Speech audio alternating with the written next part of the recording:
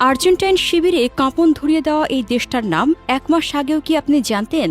বিশ্ব চ্যাম্পিয়নদের বুক কাঁপিয়ে দেওয়া, পুরো ফুটবল বিশ্বকে স্তব্ধ করে দেওয়া এই দলটার নাম কেপ ভার্দে। আচ্ছা, কতটা ছোট এই দেশ? হিসাব শুনলে আপনার মাথা ঘুরে যাবে। আমাদের এই ছোট্ট বাংলাদেশও কিন্তু আয়তনের দিক থেকে এই কেপ ভার্দের চেয়ে প্রায় 37 গুণ বড়। এমনকি আমাদের শুধু ঢাকা বিভাগই এই আস্ত দেশটার চেয়ে 5 গুণ বড়।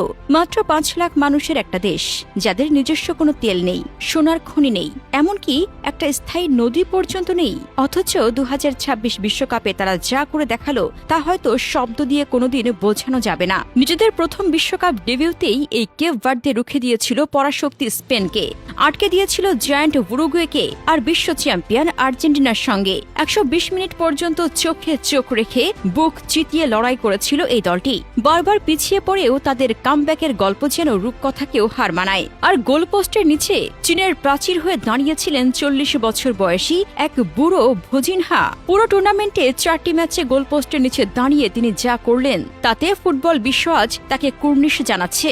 একসময় এই দ্বীপে কোনো মানুষই বাস করত না, আজ সেখানে যত মানুষ থাকে অভাবের তাড়নায় তার চেয়ে বেশি মানুষ ছড়িয়ে আছে পৃথিবীর নানা দেশে। সে প্রবাসীদের পাঠানো রক্ত পানি করার টাকায় চলে এই দেশের অর্থনীতি।